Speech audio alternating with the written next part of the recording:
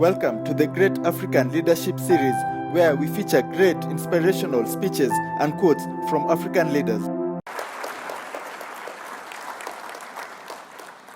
As we all know, every anniversary involves a critical and reflective engagement with the past, the present, and the future. It is with this sense of purpose that we should reflect on milestones achieved and are made throughout the years to ensure we apply lessons learned and design a better ECA together. It was 60 years ago that His Imperial Majesty Haile Selassie made a strong appeal at the first session of the ECA on December 1958. He recounted the plight of the African continent plunged in paradox, endowed with valuable natural resources, yet mired in the senseless poverty and dependent on others to finance its own development and propel transformation. In his speech, Imperial Haile Selassie urged the support of member states to raise the living standards of people through the promotion and diversification of exports, improved agricultural techniques, establishment of regional common market, and the creation of research hub to inform policy. Every time I recall these prophetic statements from the Emperor, I ask where we are today. On each of the points he raised long time ago, the answer is simple and straightforward. Each of this issue is as relevant today as they were back then. In some cases, they are even more so today than 6 decades ago.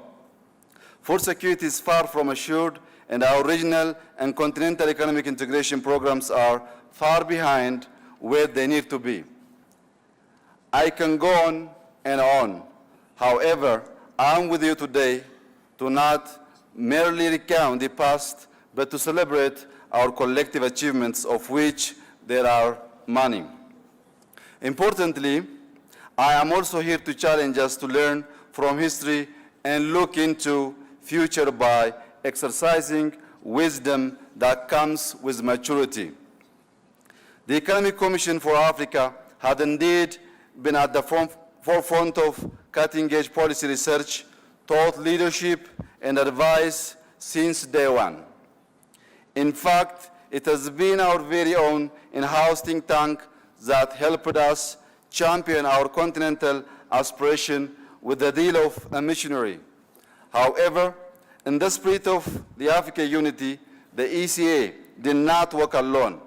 Founded only 5 years after the ECA, the Organization of African Union, OAU, has been championing the African cause since the signing of the Charter on the organization in 1963. The OAU had made many objectives, but at its heart was the liberation of the continent from colonial rule, racism, discrimination, and exploitation. Ethiopia may have celebrated the 122nd anniversary of the victory of the Battle of Adwa this year. However, freedom was a long time coming in our continent. It was delayed but unstoppable.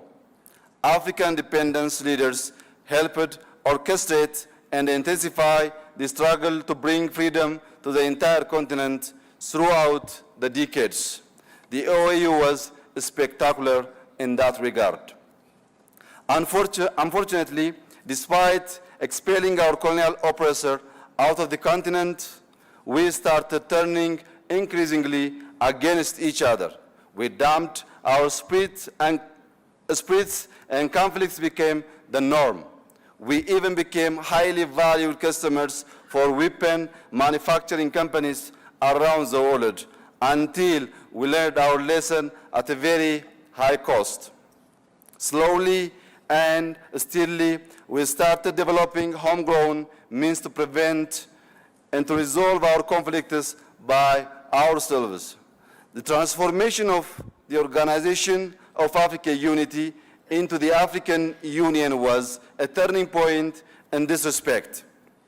Today, the African Union is able and ready to intervene in all sorts of governments-sponsored abuse of human rights, and the OAU could.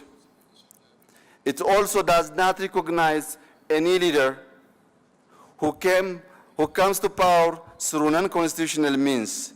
With such political accomplishment on its record, the AU is also now accelerating its impact in economic integration of the continent, which was already an objective identified in the 1963 Charter, but deprioritized as internal strife and civil war took precedence. A recent example on the success of witnessed in this regard is the historic signing of the agreement establishing the African Continental Free Trade Area in Kigali in March this year, which was signed by 44 African countries. The Protocol on Free Movement Persons was another success and is signed by more than half the membership.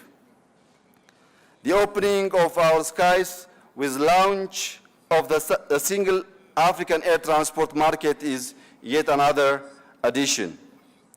Equally important, the African Union reform process under the able leadership of His Excellency Paul Kagame, President of the Republic of Rwanda and current chairperson of the AU, Assembly facilitates economic integration. I applaud the African Union leadership for these hope-inspiring initiatives and accomplishments. Needless to say, the EC has been there with us throughout our efforts to identify our challenges and address them in our own way. Excellencies, ladies and gentlemen, today our deliberations at this conference are being held under the theme African Continental Free Trade Area and Physical Space for Job and Economic Diversification. The theme is timely and considerable value to each of our countries. As policymakers, finance ministers, and central bank governors, we look to you for leadership that will ensure that trade is not an end in itself, but the means to advance the well-being of Africans. I am sure many of you are aware that here in Ethiopia, we have been engaged in an ambitious program of upgrading our infrastructure, building industrial parks, and formulating industrial policy and strategies to support the development of our industry. Our efforts have led to meaningful improvement in foreign direct investment, to a significant part because we have established an increasingly more business-friendly Ethiopia. Our efforts have also yielded tangible results as evidenced in the growing share of the industrial sector's contribution to our economy. With the African Continental Free Trade Agreement in place, and once it enters into force in particular, I am confident that the opportunities for us to attract more investment will only increase. The Continental Free Trade Agreement should be shaped and implemented so as to enable Africa to create opportunities for its citizenry, to spur our industrialization agenda, to ensure inclusive development for all Africans, and in particular women and the youth. Together we will grow. Together we will give our young people a stake in the future of our continent. We will harness their energy and creativity for the collective well-being. We need to increasingly engage the private sector in ensuring economic integration and introduce aggressive policies to broaden women's access to economic opportunities. Ethiopia is fully aware of the opportunities that the Free Trade Agreement offers and is ready to follow Rwanda and Ghana for their pioneering role in the ratification of the agreement. I wish to urge all of you to do so to ensure that it can come into force sooner.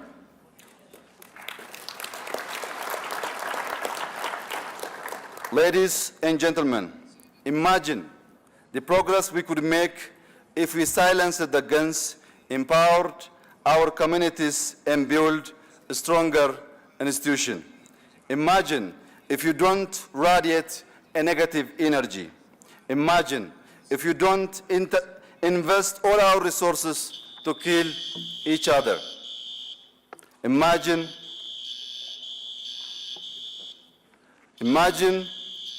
if we love each other as nations, as Africans, and nurture on our values to transform our citizens. What should Africa become by 2030? How about by 2063? How can the ECA continue to assist the continent to attain this collective vision? How do we enhance the competitiveness of African industry on the global market?